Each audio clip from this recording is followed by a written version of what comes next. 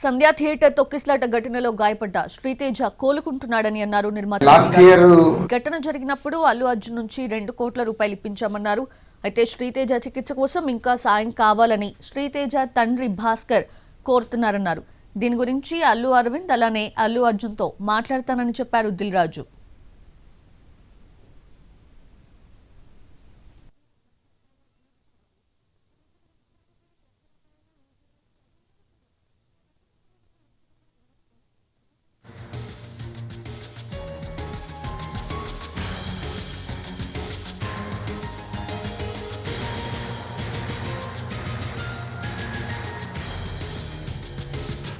Last year జరిగిన సంధ్యా థియేటర్లో జరిగిన ఇన్సిడెంట్ అందరికీ గుర్తుండే ఉంటుంది. దాని ద్వారా భాస్కర్ వాళ్ళ అబ్బాయి శ్రీతేజ్ కూడా బాగా రికవర్ అవుతున్నాడు. ఇంకా కొంచెం బెటర్ అవుతూనే ఉన్నాడు. సో అప్పుడు నేను భాస్కర్ ఫ్యామిలీకి అల్లు అర్జున్ గారి ద్వారా 2 crores రూపీస్ డిపాజిట్ చేయించడం జరిగింది.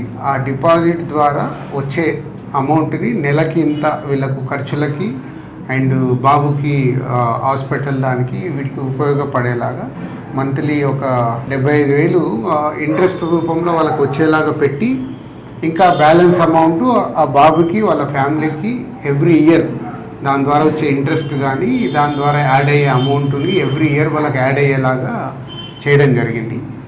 సో బాబు కొంచెం బెటర్గా రికవర్ అవుతున్నాడు. అది ఒక హ్యాపీ మూమెంట్.